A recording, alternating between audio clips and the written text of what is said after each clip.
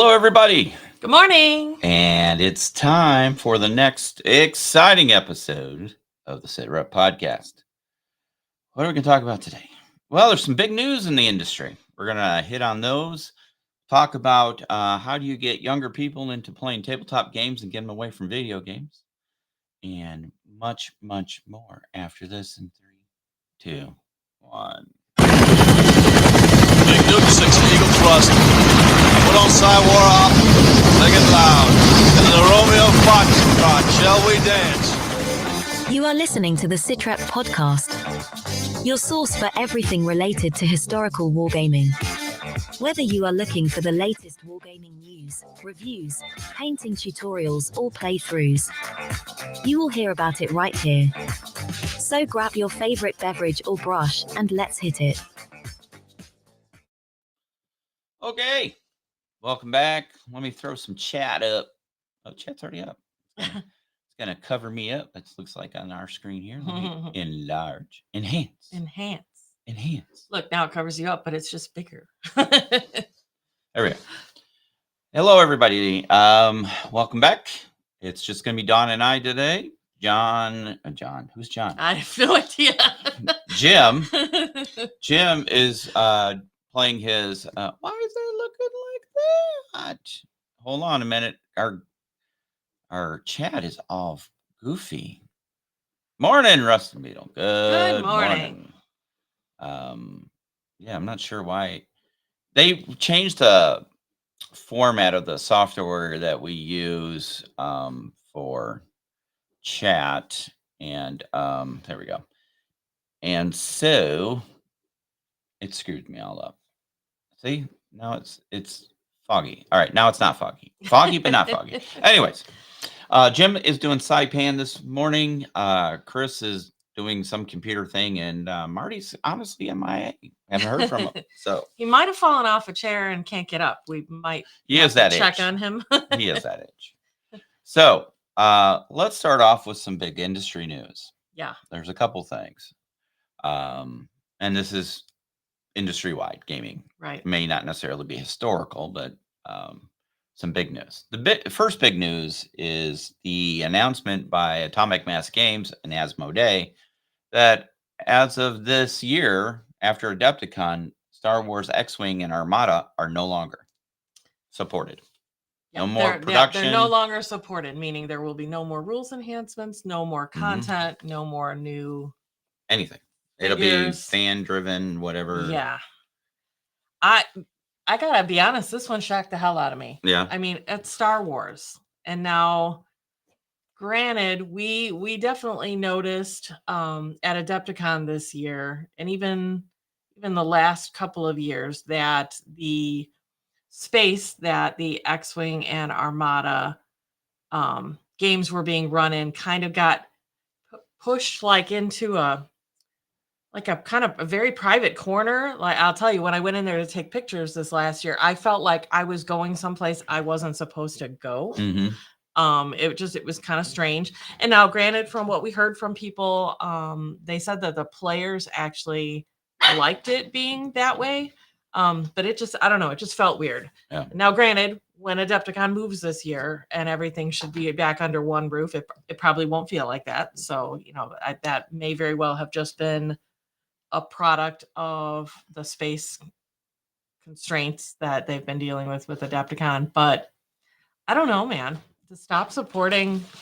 Well, they've lost a lot of players, fan base for X-Wing when the second edition of the rules came out. It changed things, and people basically would have to buy all new stuff, and nothing will destroy a game faster than saying, yeah, the stuff you have, sorry, ain't gonna work. Yeah. So but it's, but thinking about it though, it's the only ship-based games that were going for Star Wars, right? I mean, so anybody that wants to play that way, yes, they have Legion right now, and that is their big, and Shatterpoint. Those are the big focuses right now. Right. But those are people based, Yeah. So I don't know. Yep.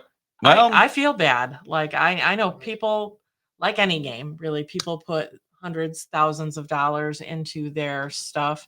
Yeah, see, Beetle never bought any of the second edition packs. They burned people, Yep. obviously, but I have to wonder what the player base that exists currently thinks about this announcement. Well, going off of past history of the certain companies that are running this stuff, it's almost like they hype up a game and get people to buy as much as they can, and then they stop producing because the cost, the overhead. Look at Destiny.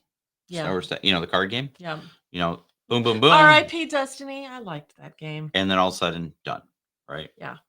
So anyway, so there's that. The next big item, again, unfortunately, it's not historical, or fortunately, depending how you look at it, is that Privateer Press and Steamforged Games have announced that Steamforged Games is taking over War Machine and the Iron Kingdoms. So it'll be interesting to see what happens there. There are some people who are excited about it, and then there are people who are not so excited about it based on Steamforged Games' history recently of producing some of their Kickstarters. And people are still a little bent out of shape because they just stopped supporting Guild Ball. They're coming back to support it because, truth be told, the fans want it. Yeah, fans want it because they're the ones who've been keeping that game alive and creating stuff. And so I think Steamforged Games said, whoa, it's still pretty popular. Maybe we can, grow it and make some money off of it. Yeah. Because let's be honest, game companies are in it to make money. Yeah. Plain and simple. Yes, they may love their game and their product, but at the end of the day, they got to put food on the table and a roof over their head, and they want to make money. And if they can do it in something they enjoy, even better, right? Yep. So, yeah. So Steamforged Games is going to take over War Machine. So they're saying that Privateer Press will still produce the models, if I understand correctly. That was how I read it. So I'm assuming Steamforged Games is going to I don't even know what they're going to do. If Privateer Press is still making the models and they're not supposedly going to change the rules too much, I don't know. I feel that they're going to come out with something later that says, after further evaluation, this is what we feel we need to do. And there will be some big changes. Maybe wrong, maybe right. I don't know. We'll see. It's interesting thinking about how that looked at Adepticon this last year, though. Mm-hmm. Like there was nothing at the Privateer Press stand. Really. Yeah, really wasn't. Like a handful of people there. It was a black tablecloth stand, but no product, not really miniatures on display. Like it was extremely minimalist. So they were probably setting up for this, I'm assuming. Very possible. And so I have to believe that they won't have a physical location anymore, and it's just going to be enveloped into the Steam. No, I think Privateer Press will go away as a frontline company, meaning, they'll be in the background producing stuff, but I don't think you're going to see them as a presence at gaming conventions anymore. Yeah, it'll be all Steamforged Games, so it'll be interesting to see. On the historical side, oh hey. Hi, guys. I got all my children in historical tabletop. The issue has been that competing with a vast amount of computer games. Exactly. Yep. Amen to that. So we're lucky that we have our grandson, Joey, this week. He's visiting us for a week, and he loves games. So he's all about tabletop games. So we're kind of lucky in that thing. Russ Beetle asks, will Steamforged continue with a 3D printing or go to Cyanocast? That's a good question. I don't think they've said anything yet. All they said is that Privateer Press is still going to be making the minis. So, and they asked if they're still going to be doing resins and metals. And I think they said as of right now, they're not going to change anything. But I don't know your guys' thoughts on metals. I hate metal minis. Yeah, I don't. I hate them with a passion. I like the weight of them. Like there is nothing better than picking up that nice chunky feel of a metal mini, but working with them, and especially if there's anything that require assembly. Yeah, I don't like pinning, and it's one thing if it's a one piece deal, but I just remember the struggle when my youngest son Ben was really into War Machine, and we picked up some of the models, and just the swearing that went on while we were trying to get it to either stay to the base without tipping over, keep an arm with a heavy weapon on without pinning. Like it just is a pain in the I ass. mean, if you're in a pinning, I really wanted to take a blowtorch to it and just melt it together. So there's a dead one. Yeah. So I do like one piece metal minis. Like some miniatures, they'll come fully cast. Yeah. That's great. Clean them up, paint them, bada bing, bada boom. But ones you have to assemble and you really have to pin and all that, that's just too much work. Yeah. There are better ways today to make minis. 3D printing has come tremendous ways. Yeah. Stu Koki, is that how you would say that? I don't know. Maybe. Sorry if we butcher your name. Absolutely love 3D printing miniatures. Believe it's the way to save tabletop game. Yeah, I agree. I add fender washers to the bottom of my base. Smart. Yep. That's a very good. Stu Koki. Well, is it Koki or Coke? Yes. We appreciate the help. We're a little slow. Yeah, so I don't know. It'll just be very interesting to see what happens on that front. Coke. Ha! Coke. There you go. I like Coke. Yeah, yes, you do. Not that kind of Coke, Yeah. but this kind of Coke. Well, you did like Miami Vice. I love Miami Vice. I love the Miami Vice. Yes, he does. But yeah, I think 3D printing is totally the way to go. And printers get faster and better every, generation. Yeah. I still have my Revo downstairs. I did the unboxing a couple weeks. Still haven't used it yet. Shocking. Well, we got a lot I know going on. we've been busy. We finally got our one t-shirt printer in, and we're doing our dial-ins to get that set up so we can get t-shirts out. And if Tuffy Ears is out there, I don't see her checking in, but I did not get your message on your t-shirt size. And Dennis, if you're out there, I did get your address to send you your mug. So once we get everything fine-tuned in, I'm sorry it's taking longer than expected. We had a delay in shipment of the machine itself. We're still waiting on one other machine. They keep pushing it back for release and probably won't see it till July now, maybe. Yeah. So we'll see. But we should be up and running pretty good. We did a couple test prints. They're starting to look right. And then we did another one. Didn't look so good. So we're still fine-tuning it. We want to make sure it's done just right. Real nice. Real nice. Thank you, Stu Coke, for your offer of help. I've been doing 3D printing since way back when. It's been a minute. Been a while. Since about 2017, so 7 years. My first one was that Monoprice one, little dinky little guy. But yeah, if you look at our Zulu project, all the Zulus and the British guys outside of what came in the Horns of Buffalo kit from Warlord. Gosh, I'm having memory issues today.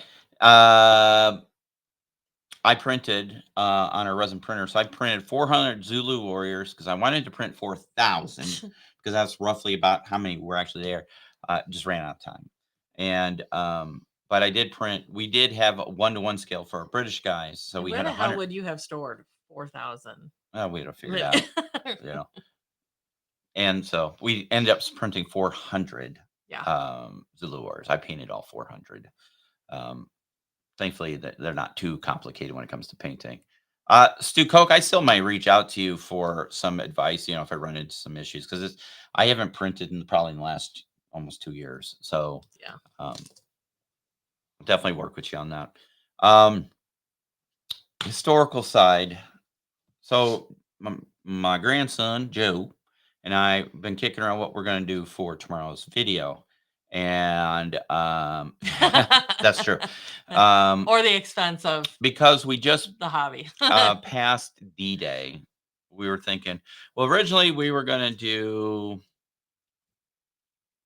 I don't know what we were going to do, but we talked about doing Onus at the time because I just got my new Onus Kickstarter. If you don't know about Onus is a miniatures game, but the miniatures are cards. And you play it like a stand of miniatures. You move them, on terrain and all that. It's just that they're printed with the miniatures on it. So you don't have to assemble and paint them. It's pretty simple. You can set up a battlefield and go. We'll still do one because I know there's a lot of people probably interested in that. It's a great way to get going. I am becoming a bigger and bigger fan of WoFun miniatures. That's what I was going to say. I thought that's what you decided you were going to do for tomorrow. Well, no, we were just going to put them together and put them in the display case behind Well, me. that's what I mean. Yeah. Yeah. But all you got to do is they're printed on acrylic. Oh, you know what? If we had a laser cutter, we could print We don't need a damn laser cutter. Slow down. Anyway. And don't you out there encourage him, because we don't need one. No, we don't. We have no room. You see what the garage looks like right now? Yes, our The shop print is yeah. We're running out of room quick. Anyway. Stu Coke, you stop. Yes, we do. Anyway, so, but I mean, obviously it will never take place of 3-dimensional miniatures, but it is nice to be able to just pop those things out, put them on the stands. You can even fancy up the stands, put some static grass and terrain stuff on it to make it, but it gets you on a table much quicker. And it sure looks like it's just a nice visual. Yeah. So, so Joe and I talked, and we're probably going to do Heroes of Normandy Pegasus Bridge to celebrate the 80th anniversary of Hey. So, who let the dogs out? Who? Yes. So, what kind of projects are you guys up to? We'd like to hear from you guys too. I'm trying to think. Warlord just released a video on Hannibal on how to use the elephants. If if you're into that, in their epic range. I just received my Battle Space book and cards from Modiphius, because they took Robert Salter's game and retuned the rule book and created a kit. I'll be honest with you, I was a little disappointed when we saw what the final product was going to be. I thought we were going to get a 2-player starter set. I thought we'd have some minis and and maybe some cardboard terrain or something to put together. And really, you get a rule book and you get some punch out cards and stuff. It's done really well. I am not slighting it in one bit. But I when we talked to Robert way back when he first told us that Modiphius was going to be working with him on it, we were hoping we were going to see a 2-player starter game. But okay, let me rephrase that. A 1-player 2-army starter game, because Battle Space is actually a solo. Yeah. It's a solo game. Yeah, we but know what you meant. I mean, it's nice if you already have minis laying around, you can use them. I have to put, go figure. I have Blackout, and we have In Country. What's that? Is it In Country? Yeah. Game that we picked up from our friends at Adepticon that I still have to paint. I mean, there's really no assembly. You put them on a stand and paint them up, and then you can play the game. So we can use those minis for playing Battle Space. And I still need to order Black Powder Red Earth set. I just haven't gotten around to it because I've been trying to be good, but sometimes I fail badly. But when we talked to John Chang at Adepticon, about Black Powder Red Earth, it looks like it's an extremely well done game. That's why it's at the price point it's at. Yeah. The materials, the artwork, everything, it's top notch. It is very obvious that he cuts no corners.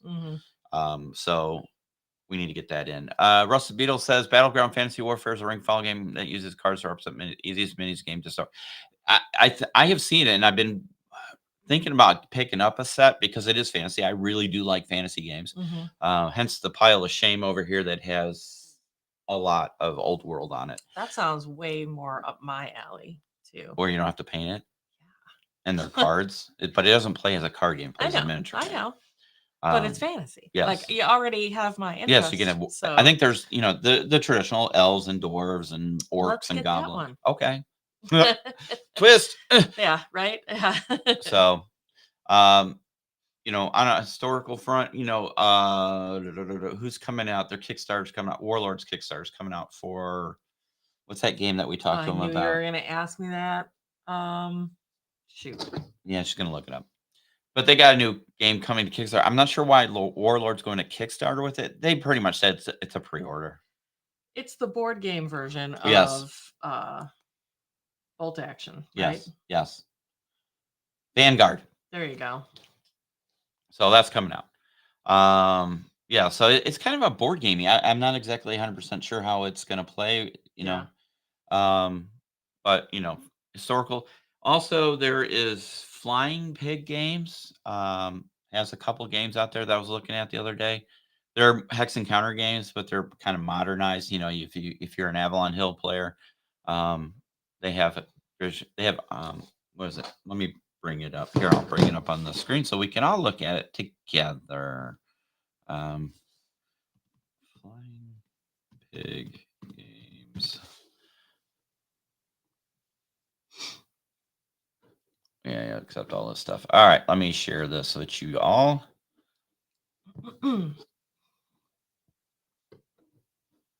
Make sure you're seeing it. Yes, you are. So Flying Pig Games. So they have Civil War games. So Pipes Creek, which I'm not sure what battlefield. Pipe Creek was alternate scenarios where General Meade leaves Gettysburg. So it's a what if. And then there's 3 days at Gettysburg. And then if you look at their games, so you can see they're kind of hex and counter games with updated graphics, and things like that. So you got some Civil War ones. You've got Afghanistan if you want to play 85 Afghanistan, if you want to be the Soviets in Afghanistan. They have old school tactical, and then Armageddon War, which is post apocalypse or end of modern warfare. So you can see they've updated everything. So I think these are pretty cool. Look, I might grab one of these. They're a little on the pricey side, let's be honest with you. But yeah. Why are they that price? Because they're a small company, but the graphics and everything is done. Yeah. Are those just cardboard chits or are they no, they're pretty plastic? much. I was like, okay, maybe if they're plasticky token things. So Armageddon War was one I was looking at. It just shows that hex and counter games are still around and people are still producing them. So yeah. Rat Trap Games has Battleground Fantasy on sale. Dang it. What is Rat Trap Games? I don't know. Probably a site we didn't need to know existed. Thanks, Rusted Trap Beetle. Games. I also found, I had just showed Bill, I'm not familiar with these PKB Games company, but they have a Kickstarter coming up and it is a board game, but it's World War II. It's Aces and Armor. And it looks kind of cool because it's got a little bit of everything. So you got your ground forces, meaning people units, and then tanks, and then there's also planes. So it looks kind of cool. Don't know anything about it, but so yeah, it's exactly what it's same thing. So it's just fantasy as cards, and then you. I like that. Yep, we need to get that. Oh, we need to get that. Yeah, is that what you're saying? Yeah. So okay, so you got vampires. It looks like undead, and where to know starter decks. I was wondering if there was a starter set, but I don't see a starter. That's what I was just thinking. Oh, you have to pick it individually. I guess. Interesting. I guess. Interesting. But cool. That's cool. Like it. Don't be sorry. It's okay. All right. So, any other news items that you can think of? Other than Adepticon did a little placeholder announcement for dates in the relatively near future. So if anybody is looking to do Adepticon, at their new venue, Milwaukee, right? Isn't that where we're going? Milwaukee.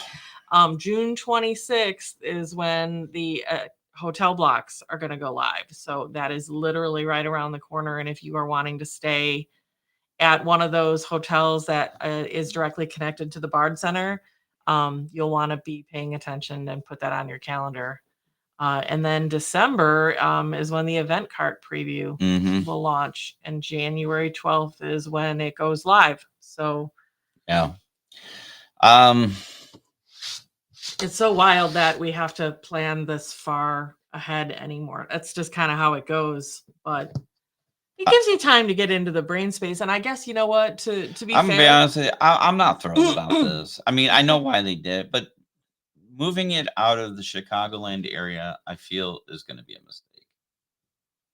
But that's me. Yeah, we'll see. It It needed to be back under one roof, though. did. Really did. Like I said, I totally understand why they did it. Yeah. For space wise, probably costs. Yep. But Milwaukee is not. Everybody says, "Oh, it's not a hard city to get to." It really isn't. There's highways in there. There's obviously an airport, but it's not a central travel location. For a lot of places, you may not get direct flights. Yeah. And when you're carrying as much stuff as some people are, it's easier to get into Chicago than it is to Milwaukee. Yeah. Let's be honest. I don't care what people think about people getting shot and whatever in Chicago. It don't happen. Okay. Yes. Of course it's on the news. It Guess does what? happen. It can but happen in any city. I grew up in Period. Chicago. I'm from Chicago. I was born there. I spent a lot of my time traveling the country with my dad when he was in the military, and my cousin is a detective in Chicago. So stuff does happen. Let's be honest. But Chicago is like the hub of the nation. Every form of transportation comes together in Chicago. Mhm. Trains, planes, automobiles. Yep. I see what you did there. Thank you. Yeah, so I don't know. We'll see. Yeah. So But- Rusty Beetle says, I understand why they did it. I don't understand where they did it. That's really going to hurt anyone who flies in. I agree. I Yeah. agree. It's, I hope I'm wrong and it turns out to be a great experience. I'm just not thrilled about it because one, it's Wisconsin. And we have a border policy. We don't go north of the Illinois border because they're cheeseheads. There will be excellent cheese. Like there's no Beer and disputing. cheese and brats. And fireworks. Yeah. Yeah, So anyways, it should be a good time and it'll be nice to see a different venue. And like I said, I am excited that it's going to be under one roof. yeah. Because I think everybody needs to feel like we're all there for gaming and it's not separating the groups. Yeah. Yeah. So All right. Let's transition. okay. How do we get our youngins into tabletop game? Pull them out of video games, right? So I was going to say, well, X-Wing is an excellent option because it's pre-painted. You don't have to put anything together. You can just slap it on a table. You might want to hurry up and buy that if that's of interest to you. Lord. Or Armada. Well, Armada, yeah, it's good. I mean, Star Trek. Yeah. Is it Attack Wing? Yes. It's still around. Isn't there a Battlestar Galactica ship game also? I know it's the new one, not the old one. I know. Don't get Bill started on that, but for ships. No. No. Battlestar Galactica ended in 1978. Period. Anything after that is fallacy. It's a counterfeit. Doesn't. All right. Moving on. 1980 Galactica was the worst Sorry, ever. I had to bring it up. And then the reboot on Sci-Fi Network, it was a valiant try, but it pales in comparison. Look, Cylons are not humans, okay? They don't look like humans. They're big silver stompy robots, okay? Okay. Moving on. No, the flying motorcycle sucked. That is referring to Galactica 1980. I gotcha. And I'm sorry if it upsets a few of you people who really like the new Battlestar Galactica or Galactica, whatever the hell it was called. I never saw one episode of it. No, I did. I saw part of one when Katie came out as Starbuck. I have no problem with a girl being Starbuck, but you can't be a girl and be Starbuck. I know it makes no sense to what I just said, but if you've watched the original Battlestar Galactica and saw who Starbuck was and how he was, people say, well, girls can be like that too. Can they? So, Moving on. all right. Frack. Frack, right. That's all I got to say. So back to how do you get kids away from video games and into something? Really? Yes. Well, the first thing is you've got to find something that they can relate to. And I think Halo. Way to steal my thunder. That was going to be That's what I do. my take. That's what I do. Steal the thunder. I mean, and now again, this is cards, not miniatures away from Halo, but even in Magic, they're doing all these Universe Beyond game sets now, and like the next set that's coming up is Assassin's Creed.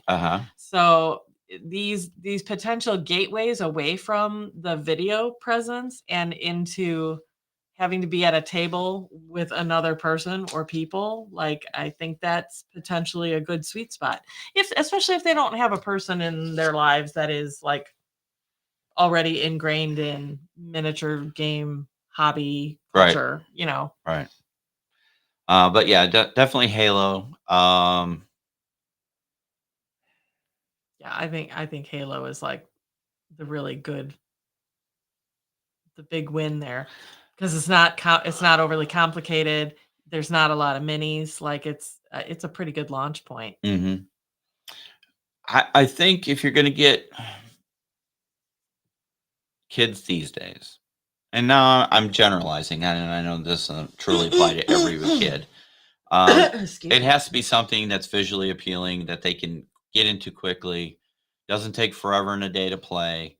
Where the action gets going really quick too, Right. you know, because what comes to mind is every time Marty talks about In Country from Enemy Spotted Studios, that because it is played in such a small space, that your automatic turn one, you're already hitting people, you know, so it's not, because that's, let's be honest, in some of the games out there, that is where you can lose people. Yep. Even seasoned gamers, where it's like, oh my God, if we could just fast forward through turns 1 and 2 and get to where we're close enough that range works and you can start taking shots at somebody.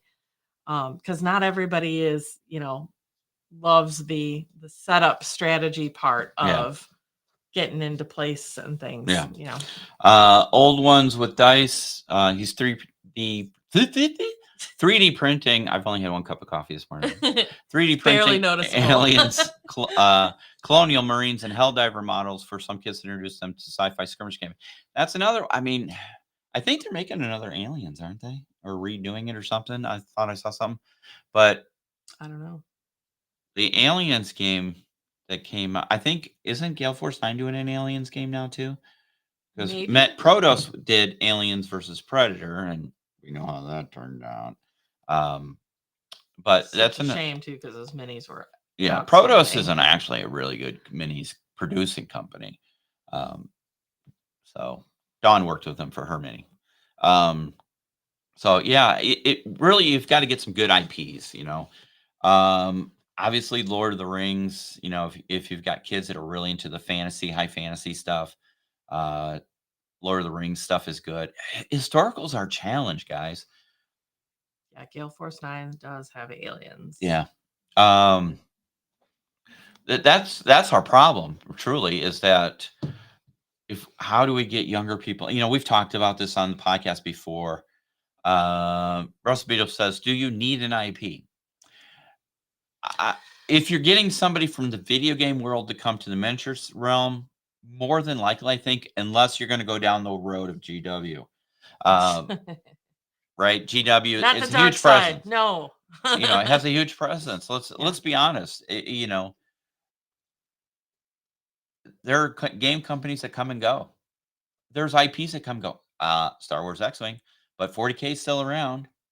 You know, and fantasy, old world or Sigma or whatever is still around. It just goes through phases, but it's all still around. How about a different approach in that maybe making a couple trips to a favorite local game store where there's different types of games being played? Yeah. Because sometimes it's just needing to see it, Mm-hmm. and then you get an idea of what is appealing. Because to your point, maybe it doesn't have to be an IP, but maybe they'll see certain kind of miniatures going on or something that they just think look cool, and that might be the draw. Yeah. You know, or take them to a convention. I mean, well, honestly, I thought like about Adepticon, that. You know, or something. It might be a little overwhelming to go to a convention for the first time. I mean, it's a good idea. I mean, you know, if a game store has like an open games day, like we've done a couple of those, where people are demoing different games, that's a really good way to do it. Because sometimes, like Adepticon, it gets so crowded, you might be overwhelmed. You know, but it's a great experience. You can, you know, see everything in action that, you know, a place like Adepticon. Rusty Beatles point Demon Ship from Black. You would probably like Demon Ship. It's Probably. a space horror game. Mhm. And we know the guys from Black Site Studios. Mhm. We should pick And that those are up. nice little Yep. smaller. Yeah. Yeah. So any of those, like Blackout, we picked up Blackout. That would probably be a good one for, kids to get into. From a historical standpoint, it's tough because I don't even think schools put emphasis on history anymore. I don't think it's a core thing. I don't even know if you have to do the Constitution test anymore in high school. I think you do. So you still have to I do think it. so. So, unless somebody's really into something, I think. And let's see, Recipe says my first suggestion is to see what's playing locally. Otherwise, you end up being the person trying to get others playing your game instead of having the option. That's true. That's true. That is very true. So, but I'll tell you what, a great entry game. So if you get somebody who says, I wouldn't mind trying a World War II game. Regardless of what some people think, Bolt Action is actually a very good game to get people into. It's easy to play. It's easy to understand the dice mechanic, the rules. Mhm. You don't have to know terribly a lot about specific weapons and units. A rifle's a rifle, a submachine gun's a submachine gun, machine gun's a machine gun, right? You don't have to know the fire rate of an MG42 versus an MG34. What's the range of an M1 Garand versus an one carbine versus a Mauser. So it to me, I equate Bolt Action is almost like a version of 40K-ish for historical, Yeah.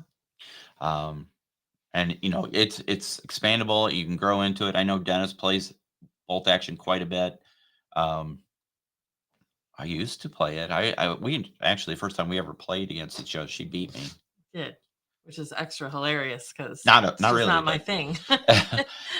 she just had really good dice rolls. Beetle, I'm totally with you. I mean, and it's funny when I think about this because I really enjoyed history in school. It was a class that I genuinely enjoyed, but it's funny, I guess because it's real life, it's just less fun for me. And that's like I said, I live in my land of nonsense. And so fantasy, sci-fi, bring it on. Well, so then there is the bridge between historical sci-fi fantasy, which was the weird World War II stuff, Dust, which I Conflict loved. 47, and I believe Warlord made some announcements not too long ago that they're going to be revamping Conflict 47. Interesting. So that it's not gone away. They're actually going to be revamping it and bringing it back bigger and better.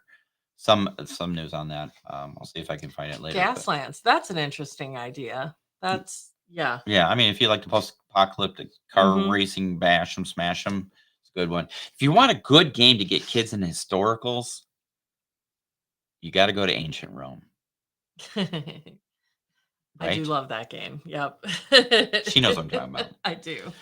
Circus Maximus, chariot racing game. And we even did it in miniature version. That was so much fun. We made 28 millimeter chariots and we printed up the. How you doing? We're going to get to the point where we're going to be able to print vinyl banners and we'll make a new track. Yeah.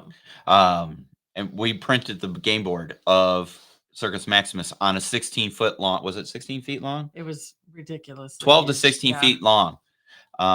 So we could do it in 28 millimeter scale. And it was so much fun. Because you're just racing around and, your chariot can flip or you bash into another chariot, you whip them and, all this stuff. Or you can you whip the horses, make them go faster in a curve and crash another chariot. Circus Maximus is an excellent game. You don't need to know a lot about history other than got to race, right? Yep. So that's a good game to get kids into. We saw, and then some gladiator games, you could do Arena Rex is a good one. But yeah, the nothing beats a good game of Circus Maximus. Yeah. Because kids can easily play it. You just got to roll some dice and, decide I'm going to go faster, I'm going to slower, change. So the rules are very easy to understand and kids like it. I played it as a kid with my dad and uncle when, on the original Avalon Hill box version. So it's a great game.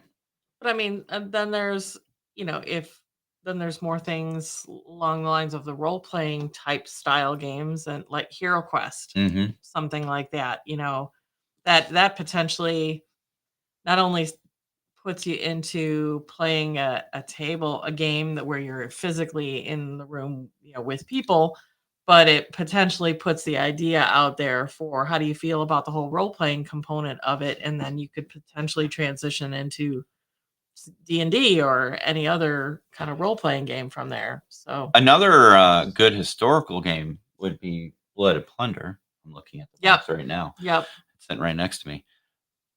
Now, take a grain of salt when I tell you the name of this next game. It was a pirate-based game that we played at Adepticon, and kids loved it. Yep. Fistful of Seamen. Yep. It was played over 3 huge tables? SEA. Yeah, that was so much fun. That was absolutely one of my favorite memories from Adepticon. Visually, it was outstanding. It was entertaining. It just, it was very cool. You really were a pirate. Sorry, knock it off, guys. Anyway, so there's a few games, and then you're right, Rusty Beetle. There are some board games that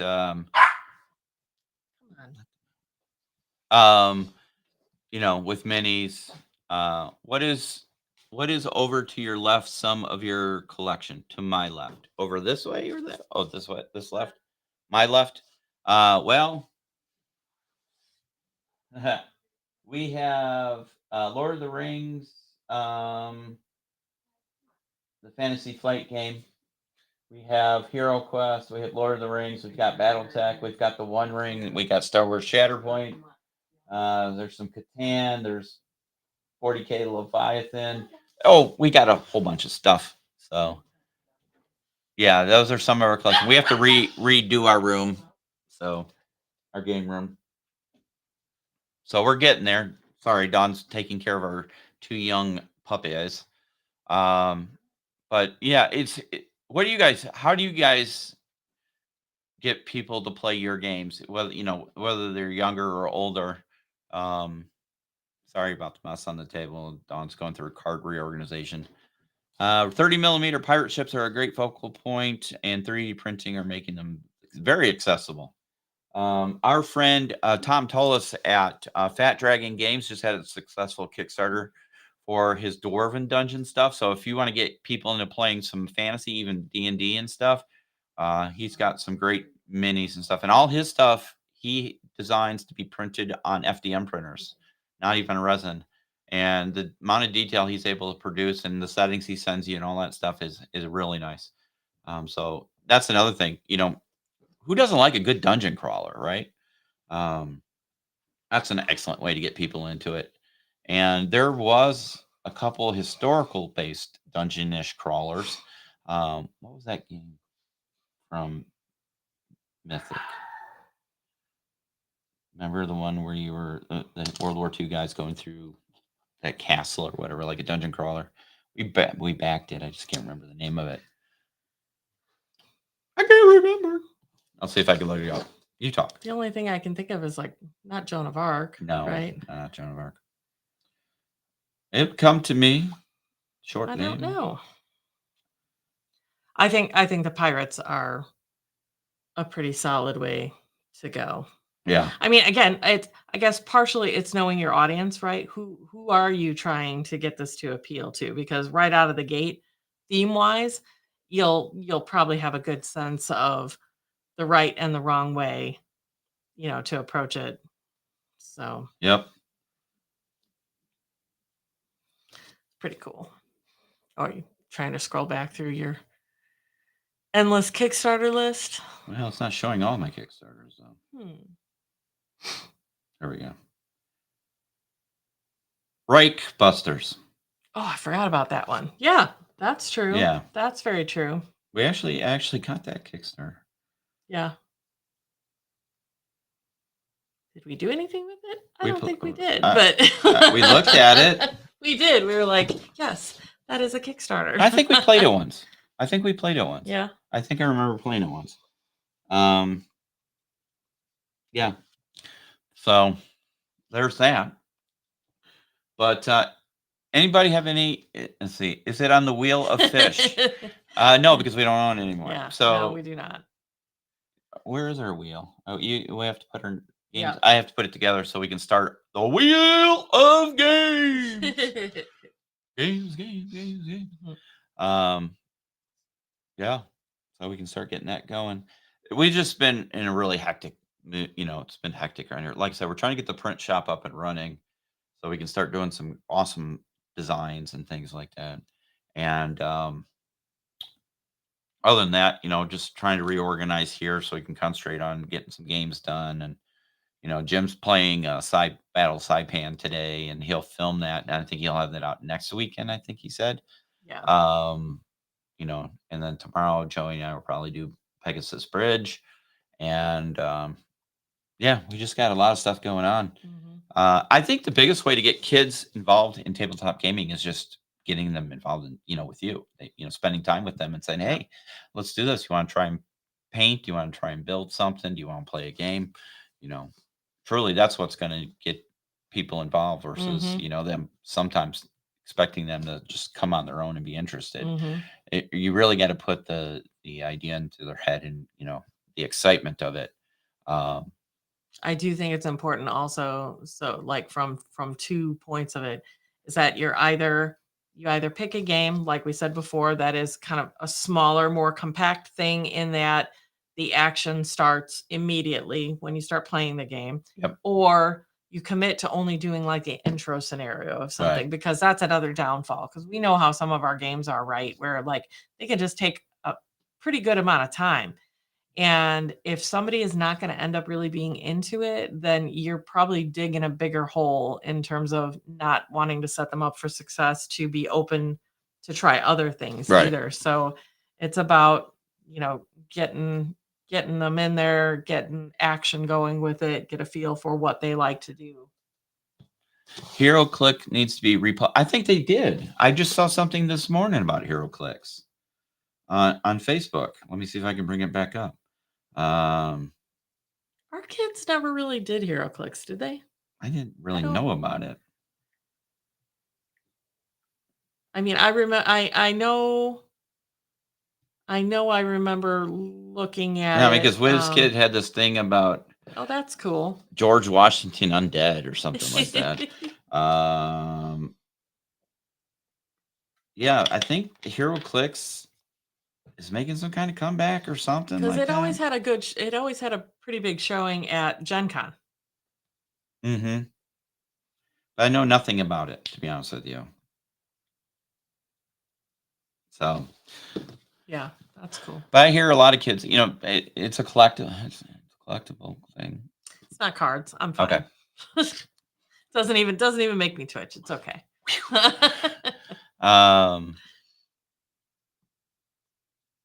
Yeah. So, I mean, there are avenues. It's just a matter of finding something that interests people. And like I said, it has to be an easy entry, easy to understand, quick to play.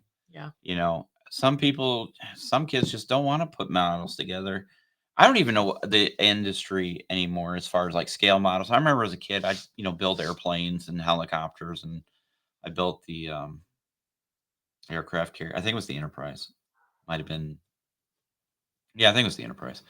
You built the Enterprise with the little tiny planes that you put on the deck, and stuff like that. But that's because my dad was into those things, so he was into it. I built them.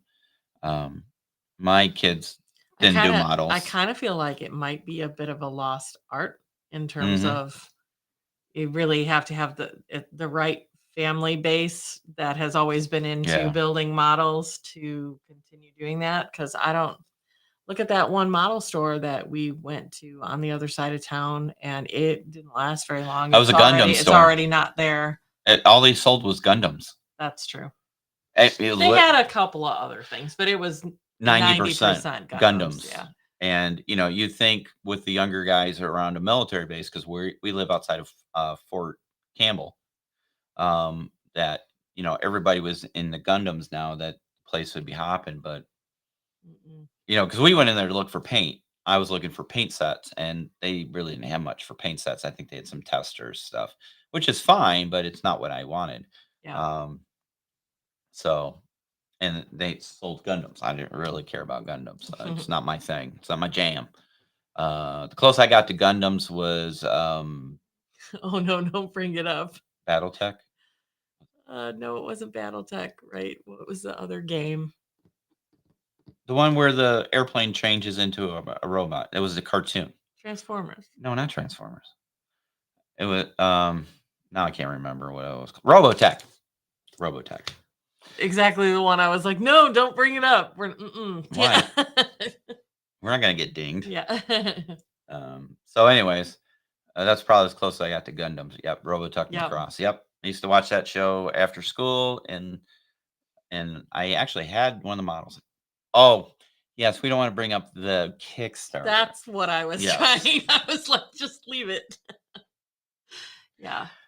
Unfortunately, that Kickstarter was a hot mess, Yeah. and it It's a- had a very sad outcome. It did. did. We'll leave it at that. Yeah. So it's stuff like that. You know, we talked to Joey about, you know, what things he like. Joe's just Joe. Joe's like, yeah, whatever. I'll play Yeah. anything. Open to anything. Yeah. Which is cool because Yeah. like the world's your oyster that way. So Yeah. And again, I think it comes down, if you're excited about something and you can share that excitement with, you know, your kids, grandkids, whomever, or younger adults, that'll get to. How do you think people got into 40K? Think about it. People started playing 40K back in the day when it first came out back in the late 80s. I think it was late 80s. And they, you know, the minis were good for the time and people got excited about it. And at that time, Games Workshop supported, you know, with, what am I trying to think of tournaments and things. And it just grew from there and people got excited about it. And then they're like, hey, you know, my friend, check this out and check this out. And it grew from there. So it's a matter of, you know, is the excitement there? Is the availability there? Is the community there? And I think if you get those things, then you're going to get more people playing it and interested into it. Yeah. So we'll have to see. You know, like I said, easy entry, easy to understand, easy to play, and not take forever and a day to play. And I think you'll get more people, which unfortunately for a lot of historical stuff isn't so easy. I was gonna say, right? I think that's where it struggles a little bit. Yeah. Truthfully. Because historical, if you want to play a real historical game, you want to get into the weeds about regiments and movements and weapons and, you know, terrain and things like that. You know, it gets pretty deep in the woods. You know, bolt action takes some of that away. Flames of War does as well in some aspects. But then you get into chain of command and battle group. Those get more heavier and heavier. And then you've got, what is it? I can't believe I can't. I'll think of it. But there's other games out there that, you know, get really heavy and they have own books just for those scenarios. And, you know, so that's kind of the biggest downfall of historical games, unless you're doing historical light. Right? So, yeah. I think that's why Clash of Steel will be more popular. It is tanks only and doesn't slow down for infantry. It's true. Yeah, it's tank on tank. Speaking of which, have you started putting your stuff together there yet, Rusted Beetle? From your prize that you won on this channel. So, yeah, I think anytime where you got something like tank versus tank, kids love blowing crap up, right? So if you got a tank and you know fighting with their tanks, I mean, think about it. What was one of the first cartridges that you got with your Atari 2600? Combat. Right. Yep, that's true. Where you had the one tank fighting the other tank and you bounced your bullet off the walls and. See, I like that game. That's a video game at a level I can play, which speaks to my video gaming. So, yeah, I have not, my wife. Oh, I am so sorry. I'm sorry. Understandably so. Yeah, our apologies. We did not know. Yeah. So, wow. Okay.